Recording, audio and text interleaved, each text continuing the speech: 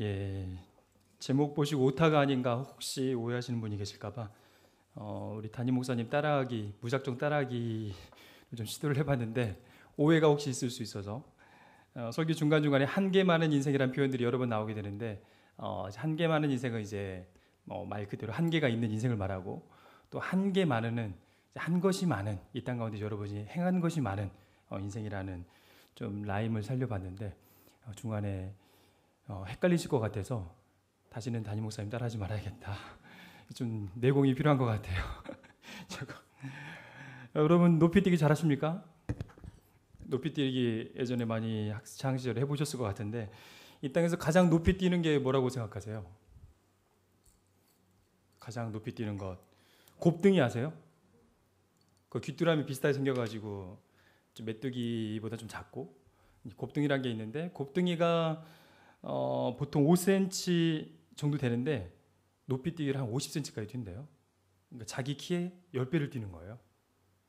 근데 메뚜기는 더 높게 뛰더라고요. 메뚜기는 자기 키에 20배. 물론 키는 세웠을 때가 아니라 눕혔을 때, 누워있을 때 20배 정도 상당히 높게 뛰죠. 근데 이것보다도 감히 견줄 수 없을 정도로 상당히 높게 뛰는 녀석이 하나 있어요. 많이 들어보셨을 것 같은데 벼룩. 예. 벼룩이 엄청난 녀석이더라고요. 벼룩이 자기 몸에 몇 배를 뛰는 줄 아세요? 100배. 사람으로 치면은 170cm 사람이 170m 뛰는 거예요. 170m면 뭐가 있을까요? 제1롯데월드가 얼마나 되는지 모르겠는데 엄청난 게 높이를 뛰죠. 벼룩이 2에서 3mm 정도 되는데 실제는 30cm까지 뛸 수 있다고 합니다.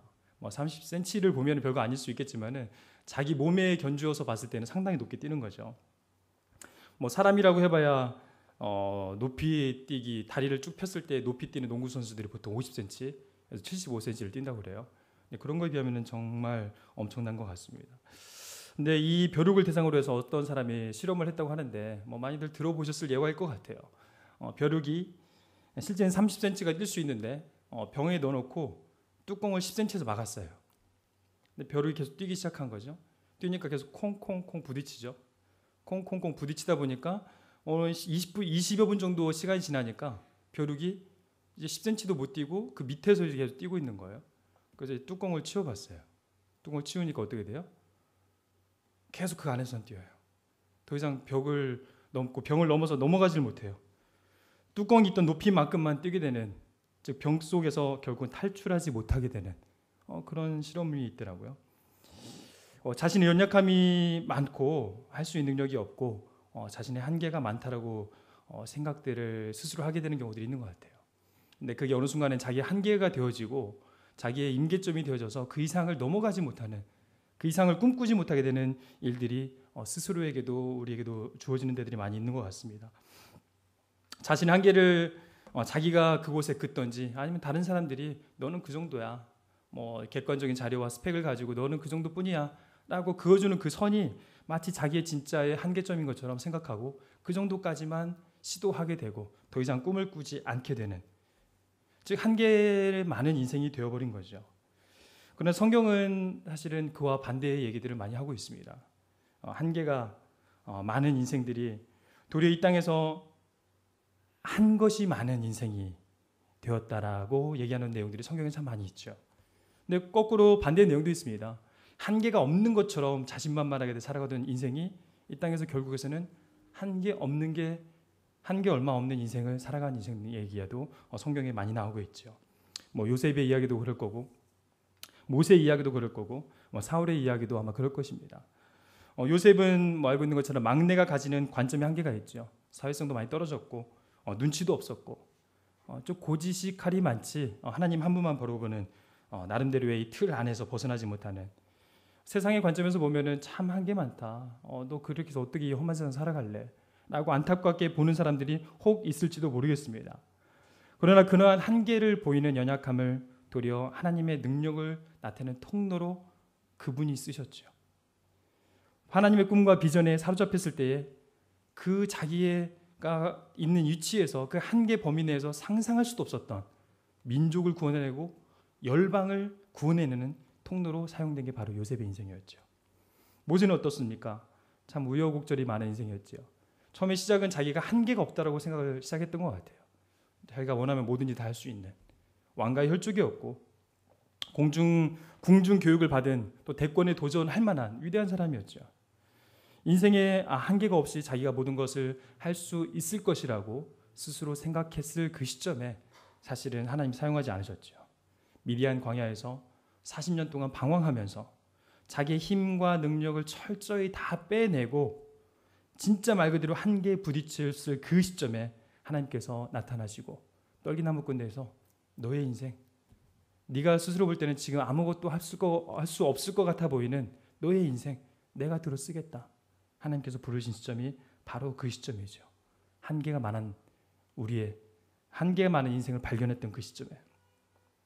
사울은 어떻습니까? 사울 왕은 한계가 많은 인성이었지만은 모세와 반대로 그 한계를 인정하고 두려움으로 왕의 자리에 나가기 전에 부르심에 몇 번 거절하죠. 그렇지만 결국은 순종하는 마음으로 왕의 자리에 들어섰지만은 왕의 자리에 올라가서 자기가 말하는 대로 행하는 대로 자기가 원하는 대로 되어지는 이 세상을 보면서 와, 내가 원하는 대로 되네, 내가 왕이네 라는 것을 스스로 인지하기 시작하면서 내가 왕이다라는 생각을 자기 자신이 가지는 순간 자신의 한계가 없는 인생으로 스스로 착각하게 되면서 결국은 인생의 몰락을 경험하게 되죠. 바로 그 지점에서 나는 한계가 없는 인생이구나, 내가 원하는 대로 나는 다 할 수 있겠다라고 생각되어지는 그 지점에서 바로 사울은 몰락을 경험하게 됩니다. 하나님을 인정하지 않고 하나님을 두려워하지 않으며 스스로 왕의 자리에 자신을 올려놓고 하나님 없이도 살 수 있을 것 같다라고 생각하는 이 인생과 스스로는 할 수 없습니다. 그러나 하나님, 주님이 날 붙드시면 할 수 있습니다. 이 인생, 이 두 가지 싸움인 것 같아요. 우리 신앙의 삶이 바로 그런 싸움이죠. 구약에서 우리가 계속 살펴봤던 이 신앙의 여러 가지 모습 형태가 바로 이 하나님의 나라를, 주권을, 하나님의 통치를 인정하는 이 하나의 모습과 그거 아니야, 내가 왕이야, 내가 선악과를 따먹고 스스로 하나님과 같이 될 수 있다라고 생각하며 자기의 주도성을 가지고 자기 인생은 나의 것이라고 노래를 부르며 살아가는 그 인생, 두 가지의 싸움인 것이죠. 이렇듯 성경은 나의 한계를 인정하고 겸손히 하나님의 주권을 인정하며 살 것인가 그러지 않을 것인가, 이 싸움의 기류에 서 있는 것입니다. 근데 이 몇 가지 예를 살펴보더라도 이 한계는 좀 하나님을 만날 수 있는 좋은 통로입니다. 고린도후서 12장 9절 10절의 말씀대로 내가 연약한 그때에, 연약한 그 지점에 그리스도의 능력이 머물게 되므로 하나님의 일을 감당케 하고 그로 말미암아 하나님의 영광이 드러나는 것을 경험케 되는 것이 바로 나의 한계점이죠. 나의 연약함이죠. 여러분이 가지고 있는 그 한계와 연약함이 바로 그리스도의 능력이 머물고 그로 말미암아 하나님이 이런 걸 행하시고 이루실 수 있는 분이시구나, 또 이런 가운데서 행하시는 그 하나님의 전능성을 경험하고 또 여러분을 향한 하나님의 꿈과 비전을 발견할 수 있는 장소가, 지점이 바로 그 연약함을 고백하는 그 지점인 것입니다. 그 지점을 발견하는 순간 사도 바울은 고백하죠. 내 환난과 궁핍과 핍박과 여러 약한 것들에 대해서 내가 이제는 자랑하리니 내가 약한 그때가 곧 뭐죠? 강함이다. 바로 여러분이 여러분의 연약함을 숨기려는 그 행위는 어쩌면 사람들 앞에서 인정을 받고자 하는 우리의 인정 욕구에 근거한 걸 수도 있고, 이 세상의 가치에서 큼과 높음과 강력함이 인정을 받게 되는 이 세상의 가치로 스스로를 바라보고 있는 관점의 역전이 되어진 상태에 계신 분일 수도 있습니다. 그런 면에서 우리는 우리의 신앙의 관점을 다시 한번 회복해야 될 것입니다. 오늘 본문에서 우리는 그러한 인생을 하나 또한 발견하게 되는데 바로 아브라함입니다. 아브라함의 인생을 통해서 보여주시는 하나님의 일하심을 발견하여 자신의 한계에 갇혀 사는 인생이 아니라, 우리 다 한계가 많잖아요. 연약함이 많잖아요. 연약함을 보기 싫어하지만은, 때로는 그 연약함을 인정하기 싫어하지만은 사실 여러분 자신이 제일 잘 알죠. 내가 얼마나 연약한 존재인지. 그러나 그런 한계로 말미암아 그 연약함을 통해서 하나님을 발견하는 기회가 될 것인지, 아니면은 그 연약함 안에 벼룩처럼 그 한계에 갇혀서 그 안에서 허둥지둥하는 삶을 살 것인지, 오늘 말씀을 통해 여러분이 하나님 관점으로 하나님의 꿈을 꾸며 하나님의 비전에 사로잡혀서 이 땅에서 한계 많은, 여러분이 행한 게 많은 인생을 살게 되기를 진심으로 부탁을 드립니다. 첫 번째로 아브라함에 대해서 좀 더 살펴보기를 원하는데요. 아브라함의 인생은 정말로 한계가 많은 인생이었습니다. 우리가 믿음의 조상이라고 하며 존경하는 아브라함이지만은 그 시작은 스펙이 너무 보잘것없어요. 그 가지고 있는 배경, 살아온 배경, 가정의 배경, 그 가지고 있는 능력, 이게 너무 보잘것이 없어요. 그의 시작은 결핍과 한계 많은 인생으로 정의되는 바로 불임에서 시작이 되어집니다. 오늘 본문 이전에 11장 30절 말씀 함께 읽어볼까요? 오늘의 본문은 아니지만은 11장 30절 말씀을 함께 읽어봅니다. 사례는 임신하지 못함으로 자식이 없었더라. 이렇게 표현하고 있습니다. 그 전의 내용을 살펴보게 되면은 계속 낳고 해서 생육하고 번성할 풍성한 이 삶에 대한 얘기들을 계속해 가고 있는데, 이 창세기 모세오경의 저자는 이 낳고 충만한 이 풍성함과 축복을 의미하는 이 낳고의 삶의 중간에 아브라함의 얘기를 하면서 뜬금없이 사례는 임신하지 못하고 그 대가 끊긴 인생이다 라고 갑자기 얘기를 하고 있어요. 우리가 믿음의 조상이라고 말하고 있는 아브라함의 시작이 바로 이 점입니다. 불임의 상태로 꿈을 꿀 수 없었던 상태. 갑자기 문맥이 맞지 않아 보이지만은 사실은 이거는 중요한 어법이고 화법이죠. 말을 할 때에 정반대의 전혀 문법에 맞지 않는 것 같고 문맥에 맞지 않는 것 같은 단어와 어법과 문장을 사용할 때는 그게 강조점인 거예요. 그걸 좀 말하고 싶은 거예요. 사례는 임신하지 못하고 자식이 없어. 그 당시는 잘 알고 있지만 씨족 부족 국가죠. 그 당시에 씨가 말라버렸다는 것은 부족의, 자기 가정의, 가문의 미래가 없다는 거죠. 전쟁으로 친다면 전쟁할 능력이 없다는 거죠. 이 농사를 짓는다면 생산할 능력이 없다는 거죠. 즉 이 땅에서 할 수 있는 것이 아무것도 없는 한계 많은 인생이라는 것을 딱 보여주면서 쾅 정의 내린 거예요. 너 아브라함, 사례, 이 땅에서 너희들 소망 없어. 너희들 이 땅에서 너희들이 할 수 있는 거 없어. 이 땅의 방식으로 너희들이 살아남을 수 있는 게 없어. 이렇게 정의가 내려진 거죠. 아마 아브라함 스스로도 그랬을 거예요. 가족 또 부족 안에 가족 단위로 같이 모여서 사는 그 가운데에 형제들의 눈치가 왜 안 보이겠습니까? 같이 농사를 지러 가야 되는데 다른 사람들은 자녀들 데리고 와서 노동력에 해당되는 남자아이들 데리고 와가지고 농사를 짓고 열심히 하는데 자기는 75세 나이에 가서 혼자 할아버지가 뭘 하고 있겠어요? 형제들에게 부끄럽죠. 미안하죠. 전쟁할 때는 어떻겠습니까? 싸울 힘이 없어요. 자기는. 뒤에 가 있어야죠. 그러니까 옆집에 아니면 내 동생의 형의 자녀들만 데려 나가서 싸우라고 해야 되는 이 미안한 마음. 이 패배자 아닌 패배자와 같은 모습으로 비굴하게 매일매일 살아갈 수밖에 없는 아브라함의 형태죠. 근데 그런 가운데에서 매일매일 살아가야 됐던 그 아브라함. 근데 이것을 아브라함이 이런 가운데서 하나님께서 아브라함을 불러내셨다는 거죠. 이런 상황에 있는 아브라함을 불러내셨다는 거죠. 근데 이전의 족보들을 보면은 10장과 11장의 내용들을 보게 되면은 힘의 족보입니다. 10장과 11장을 살펴보게 되면은 아브라함의 가족, 즉 아버지 데라와 그의 자녀들에 대한 내용이 나오기 이전에 막강한 힘을 바탕으로 한 전제군주적인 국가 형태가 나와요. 바벨탑 사건 딱 나오죠. 바벨탑 사건을 지을 때 전제군주의 한 사람의 집중된 힘을 가지고 강력한 힘을 가지고 번성하여서 이뤄낸 국가, 힘이 중요하다라고 강조하고 있는 이 내용이 쭉 나오고 있는데 그 후미에 나온 게 사례 너는 아무 힘도 없고 능력도 없고 아무것도 할 수 없는 사람이야 라는 내용이 나오는 거예요. 우리 한번 11장 1절 2절 성경 가지고 계신 분들 한번 보시겠습니까? 11장 1절 2절 제가 설명을 드리면 노아의 홍수 이후에 세상은 언어와 말이 하나였죠.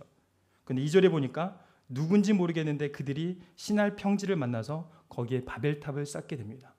이 신할 평지라는 게 어디에서 나오는가?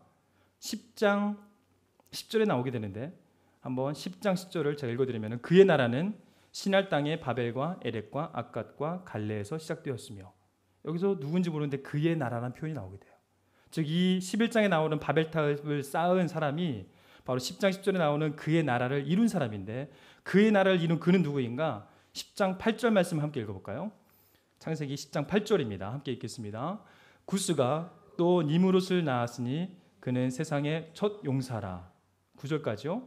그가 여호와 앞에서 용감한 사냥꾼이 되었으므로 속담에 이르기를 아문은 여호와 앞에 니므롯같이 용감한 사냥꾼이로다 하더라. 여기서 그는 누구인가? 이 나라를 형성한 그는 누구인가? 여기서 나라는 엄밀히 말하면 부족과 부족을 연결한 부족 국가로서의 규합된 제국을 가리킵니다. 바로 고대의 바벨 제국인데 그것을 세운 사람이 누구냐면은 바로 니무롯이란 자라고 얘기를 하고 있죠. 니무롯은 표현하기를 세상의 첫 용사라고 말하고 있습니다. 여기서 용사란 단어는 이제 원어상으로는 표현이 이제 힘센 자, 막강한 세력을 지닌 자, 폭력으로 사람을 통치하는 자라는 의미를 가지고 있다고 합니다. 고대 국가에서 한 사람이 왕권을 유지하기 위해서 얼마나 많은 약자가 희생을 되어야 되는지 아시죠? 고대 국가는 왕권 신수설에 의해서 왕에 의해서 모든 하부 조직과 기관과 사람들이 다 노예처럼 노예가 되는 세계이죠. 소수의 상류층을 위해서 대부분의 하부 구조에 있는 국민들은 노예 생활을 해야 되는 세상이 바로 이 세상인 거죠. 이건 하나님이 꿈꾸는 세상이 아니었죠. 하나님 꿈꾸는 세상이 아니었고 노아 홍수 이후에 100년도 지나지 않아서 바로 3, 4대밖에 지나지 않았는데 홍수 심판 이후에 3, 4대 100년도 지나지 않은 이 시점에 하나님이 왕이시고 통치하시며 또 죽이기도 하시고 살리기도 하시고 노아의 홍수 사건을 통하여서 하나님이 정말 이 땅을 다스리시는구나 라고 뼈저리게 느꼈던 이 사람들이 100년을 못 가요. 100년을 못 가서 힘이 있는 자가 왕이어야지. 힘을 모아서 규합하여서 내 나라를 만들어야지. 이런 생각들을 가지게 되었는데 그 시조가 바로 니무롯이라는 거죠. 니무롯이 바로 그런 시작을 한 겁니다. 약육강식의 세상의 방식으로 힘과 권력의 정점에 한 사람이 올라 폭력과 억압의 방식으로 약자들을 통제하고 다스리며 도덕적 해이로 불공정 거래를 거리낌 없이 자행하고 힘에 취해서 사법권을 남용해서 그를 가진 자를 위한 법으로서 악용하고 강자 독식의 방식으로 부의 양극화를 당연한 것처럼 누리고 그 시대의 모든 사람으로 하여금 그런 삶을 동경하며 추구하게 만든 게 바로 이 니무롯이라는 거죠. 너 힘 써야 돼. 능력이 있어야 돼. 능력 있는 자가 이 세상을 다스리는 거야. 너 이 땅에 살아남으려면 능력 가져야 돼. 네 힘이 있어야 돼. 라고 계속 강조하며 그런 삶의 모델로서 나온 게 니무롯인 거죠. 이 단어의 이 사람을 표현할 때 여호와 앞에서라고 표현하기 때문에 우리가 오해하기 쉬운데 여호와 앞에서 코람데오 네프네 여호와의 면전 앞에서 네프네 야훼 앞에서 여호와 면전에서 여호와 얼굴 앞에서 란 표현이지만은 문맥상의 해석은 하나님 보신 앞에서가 아니라 하나님을 대적하여란 단어입니다. 하나님을 대적하여서 용감한 사냥꾼이 된 거예요. 그래서 그 당시에 속담이 유행하고 있는데 그 당시에 속담이나 시나 이런 노래나 이런 것들은 중요한 정보를 담고 있습니다. 근데 그 당시를 알 수 있는 배경이 되는 속담이 뭐냐면은 9절에 나오는 것처럼 속담에 이르기를 아문은 여호와 앞에 니무롯같이 용감한 사냥꾼이로다. 이게 그 당시의 칭찬이었던 거예요. 야, 너 니무롯처럼 되라. 우리가 민주화 운동 시절의 노래를 들어보면 그 당시의 분위기를 짐작할 수 있게 되죠. 아리랑을 듣게 되면 우리 한국 사회의 하늘을 우리가 느낄 수 있게 되죠. 그런 것처럼 이 속담을 통해서 사실은 그 당시를 알 수 있게 되는데 그 당시에 사람들이 쉽게 말했던 속담은 너는 커서 니무롯같이 되어라예요. 가장 좋은 칭찬이 여호와 앞에서 여호와를 대적해서 니무롯같이 용감한 사냥꾼이 되어라가 그 당시에 중요한 속담이었던 거예요.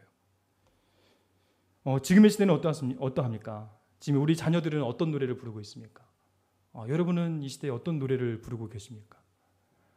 우리가 하나님을 찬양하고 하나님을 예배하고 경배한다고 하면서 또 하나님의 그 방식대로 하나님께서 그토록 창세기 처음부터 이 요한계시록까지 그토록 요구하고 말씀하고 계시는 이 하나님의 나라에 대해서 우리가 목 놓아 예치고 있지만은 정말 하나님 나라의 방식으로 하나님 나라의 가치를 외치며 그 땅에서 하나님 나라의 노래를 여러분 부르고 계십니까?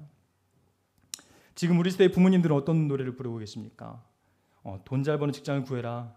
돈 많은 사람과 결혼해라. 집안과 배경이 든든한 사람이 인정받고 그런 사람을 되려고 추구하는 세상을 살아라.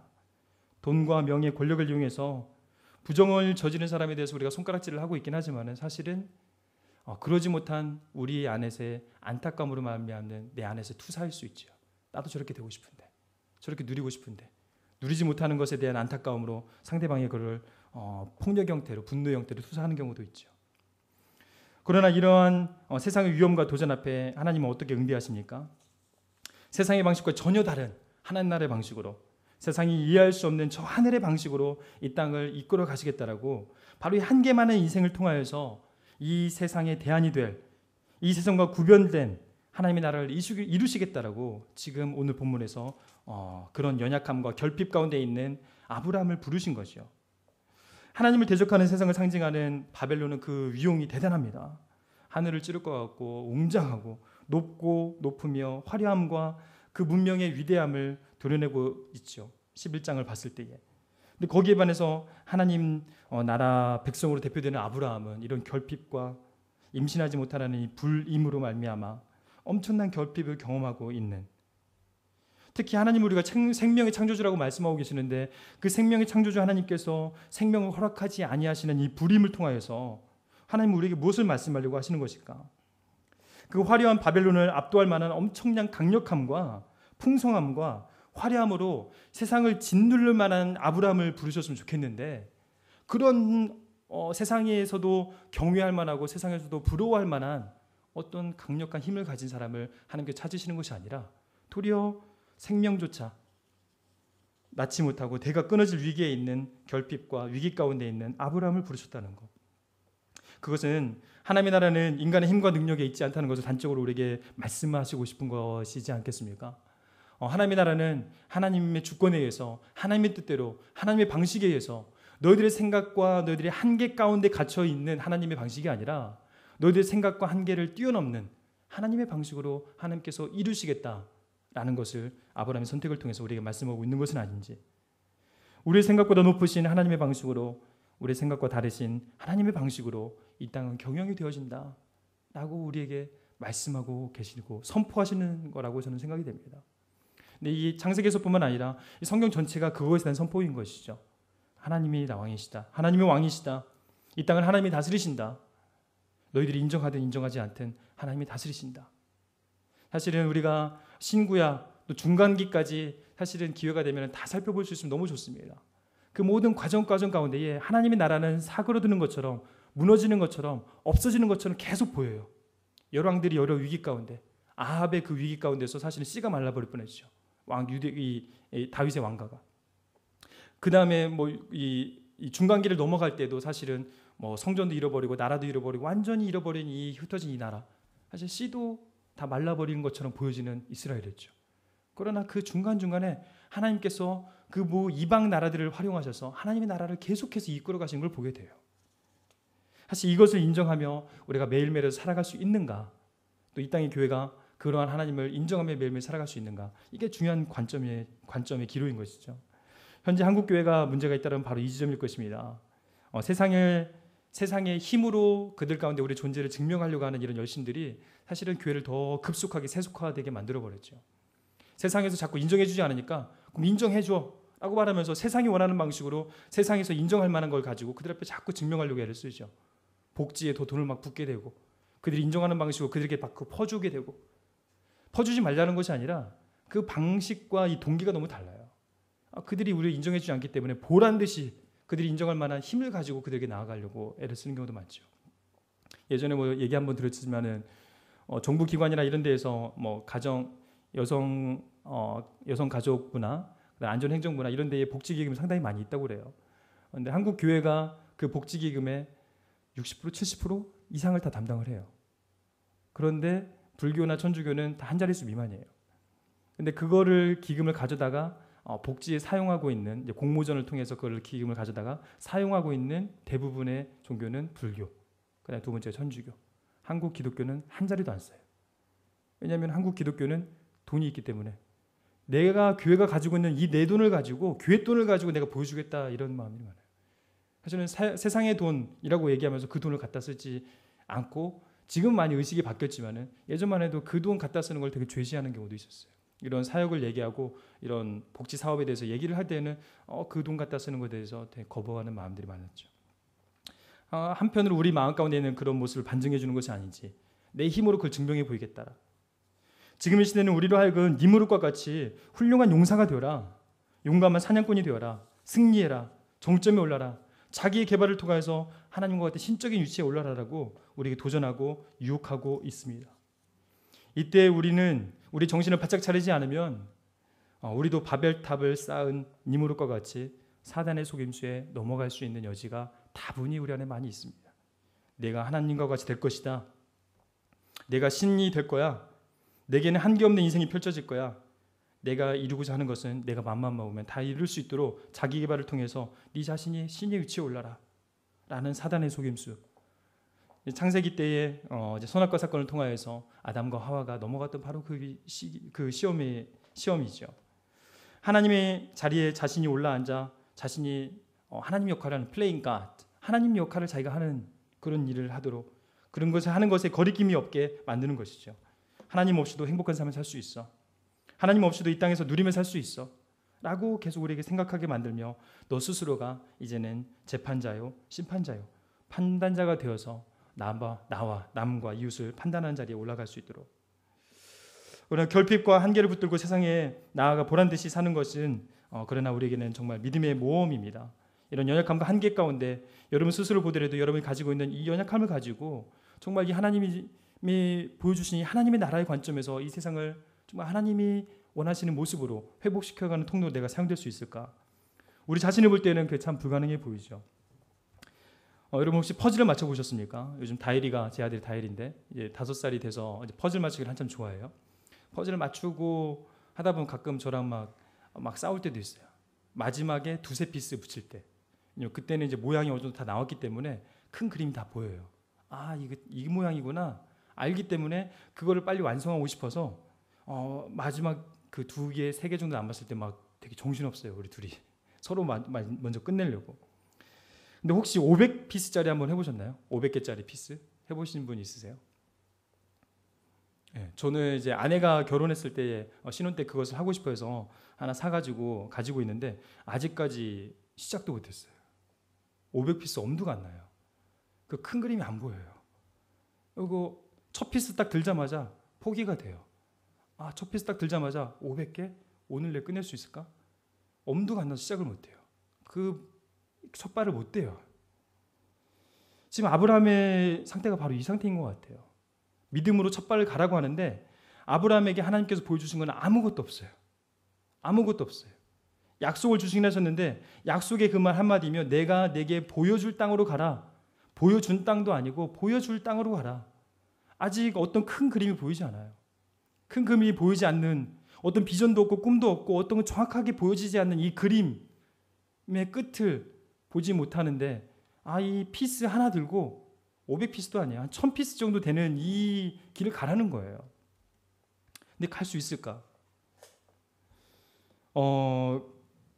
이미 다 보여줬다라면 그것에 대한 정보를 가지고 충분히 숙지해서 갈 수 있겠지만은 정말 보여준 것이 아무것도 없었기에 하나님 한 분만을 믿고 믿음으로 한 걸음 한 걸음 떼 나가야 하는 믿음의 여정이었던 것이죠.